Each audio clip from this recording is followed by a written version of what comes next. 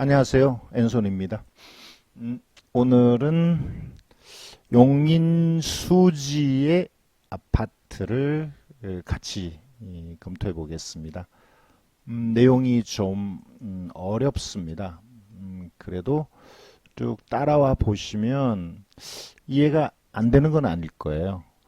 이런 물건들을 어려운 것들을 자꾸 경험하셔야 여러분이 나중에 비슷한 또는 어려운 이런 물건들을 또 거뜬히 해결하고 판단할 수 있다라고 봅니다. 자, 용인수지 신봉동의 LG자이 아파트 3층. 이 사건 번호가 2016년이라는 게 어떤 사연이 내포되어 있다라고 생각하셔야 되겠죠. 경매 사건 치고 뭐 사연이 없는 게 있겠습니까마는 이 사연이라는 것이 어떤 법적인 문제로 갈 가능성을 여러분은 체크를 하셔야 된다라고 봅니다.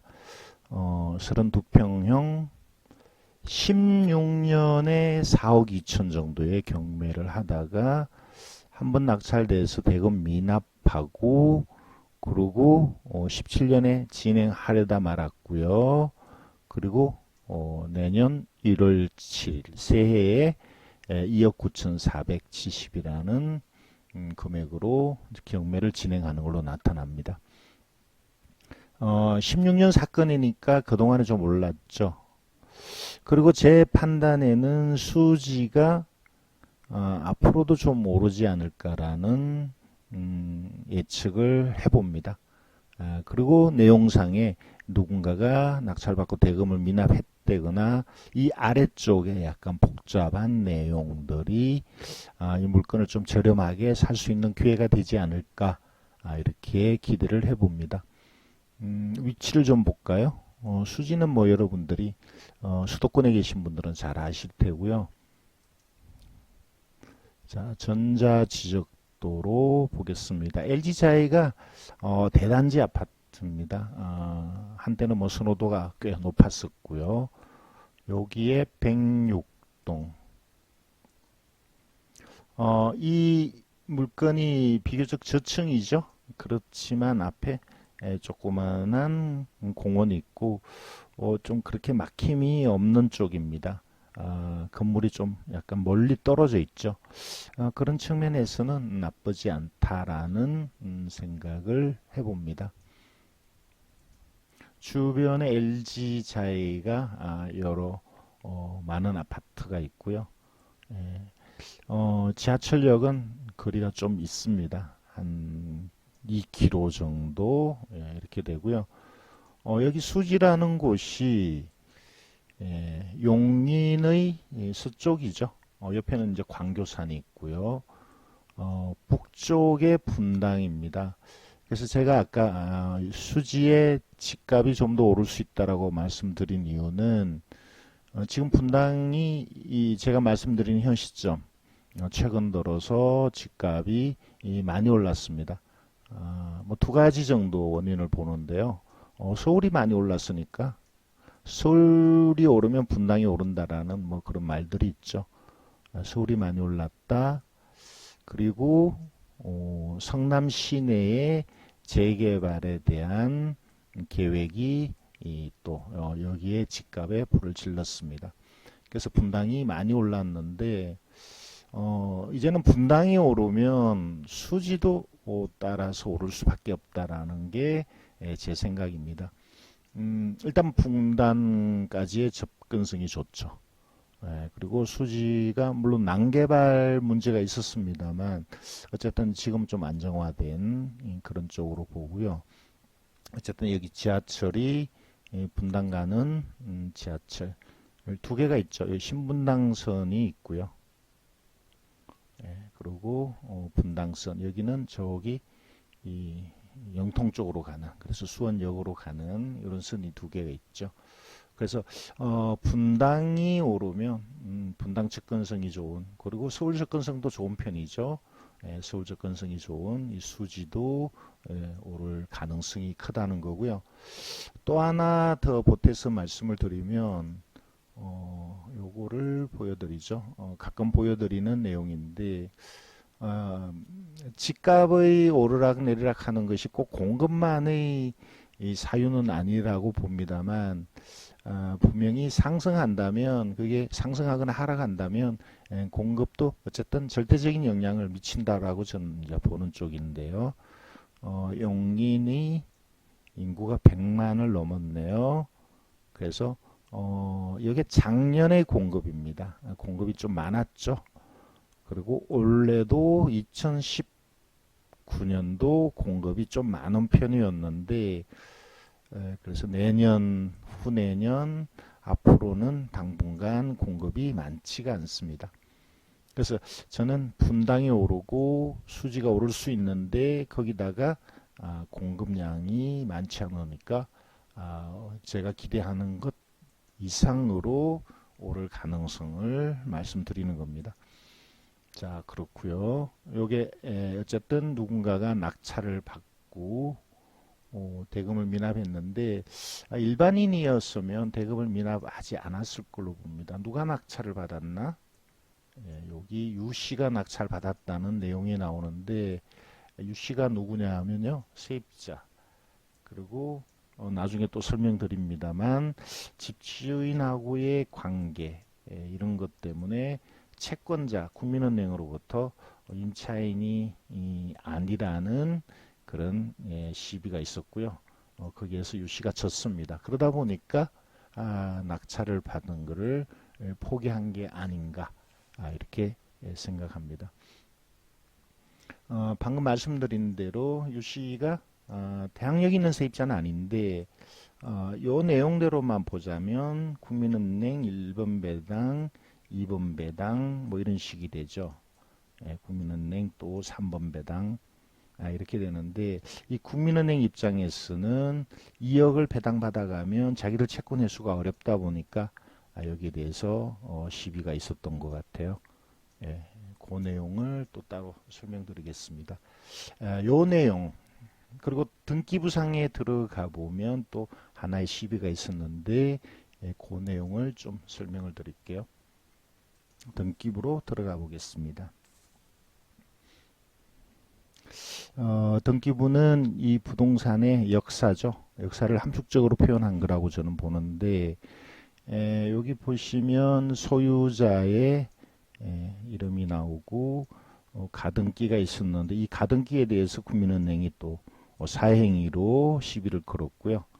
이게 재판으로 갔었습니다. 소송으로 갔었고, 소송의 결과가 이렇게, 여기는 직접적인 이 가처분에 대한 본안 소송이라는 그런 설명은 없습니다만, 제가 보니까 그렇게 연결이 되거든요.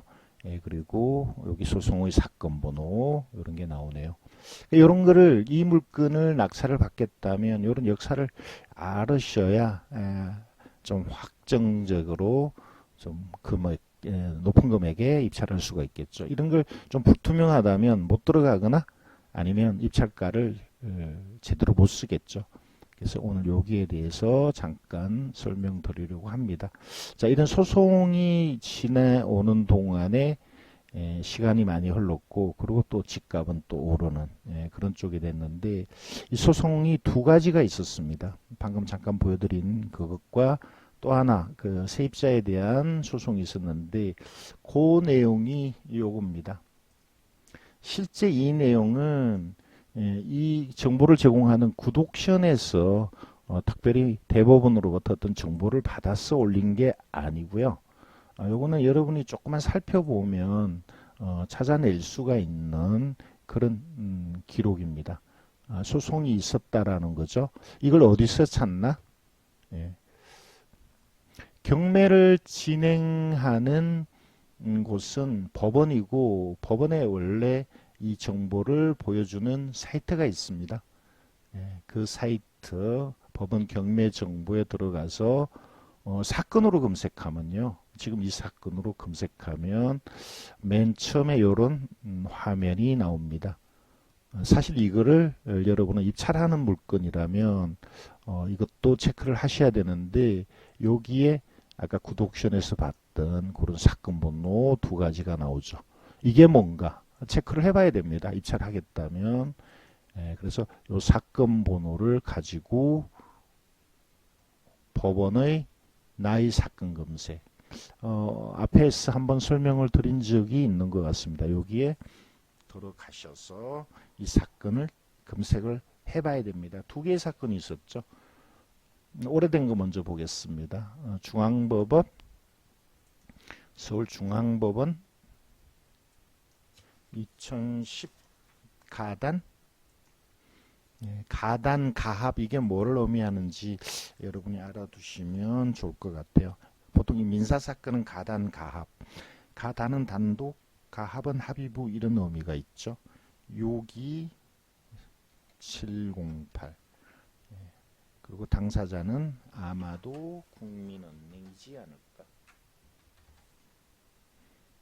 자, 그리고 앞에 395294. 검색. 뭐가 잘못됐네요. 다시 해보겠습니다. 281 391. 자, 보이죠? 우리가 원하는 정보를 보여주네요. 국민은행이 소유자 박 씨와 아까 그 가등기하고 가등기 했던 아마 가족으로 보이는 한 씨를 상대로 소유권 말소 등기. 이 박 씨가 이런 거죠. 박 씨가 국민은행으로부터 많은 빚이 지니까 이거를 아마 가족인 한 씨에게로 소유권을 넘겼나요? 가등기 했었나요? 그렇게 하니까 이거를 지워달라고 국민은행이 재판을 제기한 거죠. 소송을 제기했고 결론은 원고가 이겼습니다. 그래서 아까 그 등기부를 보면 이 한 씨의 소유권이 지워졌던 거죠. 이게 2심으로까지 갔지만 정상적으로 재판 진행은 하지 않고요. 어쨌든 원고 승리 결론이 났습니다. 입찰한다면 이 판결문까지 발급받아서 보는 게 좋겠다라는 말씀을 드리고, 자, 그렇게 하는 동안에 재판에 질 것 같으니까 아마 또 두 번째 이렇게 임대차 계약을 맺은 걸로 한 게 아닌가라는 생각이 듭니다. 그러니까 이 국민은행 입장에서는 또 다시 유 씨를 상대로 임대차가 없었다라는 소송을 제기했습니다. 실제 여기 수원지방법원 2017 가단 들어가 보면 임차인으로 인정해달라는 건데 유 씨가 국민은행을 상대로 그렇게 소송을 제기했는데 유 씨가 졌습니다. 졌다는 얘기는 임차인으로 인정을 못 받았다는 거니까 이 배당이 이제 1번, 2번이 되지 않고 여기가 2번이 되겠죠. 그리고 이 금액은 경매를 신청하던 때의 금액보다 또 계속 이자가 발생해서 더 큰 금액이 된. 결론적으로 말씀드리면 이런 문제가 좀 어렵지만 결론은 제가 여태까지 말씀드린 결론은 문제없다 이렇게 되는 거죠. 특히 이 유 씨의 내용은 실제 낙찰자한테는 문제가 되지 않습니다. 1번을 배당받거나 받고 2번을 받거나 못 받거나 사실은 문제가 되지 않아요. 국민은행에만 문제가 되죠. 그래서 우리한테 중요한 거는 요 내용인데 이것도 어쨌든 이렇게 결론 났으니까 전체적으로 아무런 문제가 없는. 그러나 이런 내용을 이해 못한다면 왜 포기했을까? 이게 오래된 사건인데 왜 이제 할까? 뭐 이런저런 걱정 때문에 입찰을 좀 꺼려지기도 하는 그런 내용이라고 봅니다. 자, 그동안의 가격은 어떻게 변했을까? 최근 들어서 약간 오름세 162도 160인가요? 이게 83이죠. 83. 최근 들어서 가격이 약간 오름세를 보이는 쪽이고요. 실거래가에도 이제 그런 내용이 좀 나타납니다. 이전에는 3억대 말, 4억대 초반 뭐 이랬는데 4억대 후반, 5억까지도 나왔네요. 이건 좀 특이한 금액입니다. 어쨌든 5억대까지도 거래가 있었다. 실제 호가는 얼마에 내놓나 보겠습니다. 83의 매매 지금 매물이 나온 게 많지가 않네요. 대략 4억 5천을 넘어가는 것 같죠. 5억대. 아까 그게 3층인 걸 감안하면 제가 보는 시세는 4억 5천에서 한 4억 8천 뭐 이렇게 봐야 되지 않을까라는 생각을 해봅니다.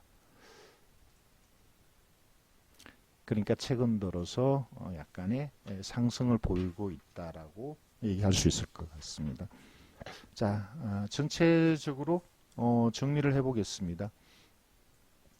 수지라는 지역이 분당의 영향과 수지 자체의 공급 이런 걸로 해서 앞으로 상승할 가능성이 있다라는 말씀을 드리고요. 여기가 대단지니까 뭐 나쁘지 않다. 주거 환경이 좋은 쪽이죠. 그 다음에 가장 중요한 소송의 내용, 또 임차인의 진정성 뭐 이런 쪽에 있어서 문제 없는 걸로 결론이 났다. 문제가 없다는 것. 그래서 입찰 들어가도 아무런 문제가 안 되고 또는 좀 저렴하게 낙찰을 받을 기회가 될 수도 있는 물건이라고 봅니다. 지금까지 용인 수지의 아파트를 같이 공부했습니다. 감사합니다. 앤소니였습니다.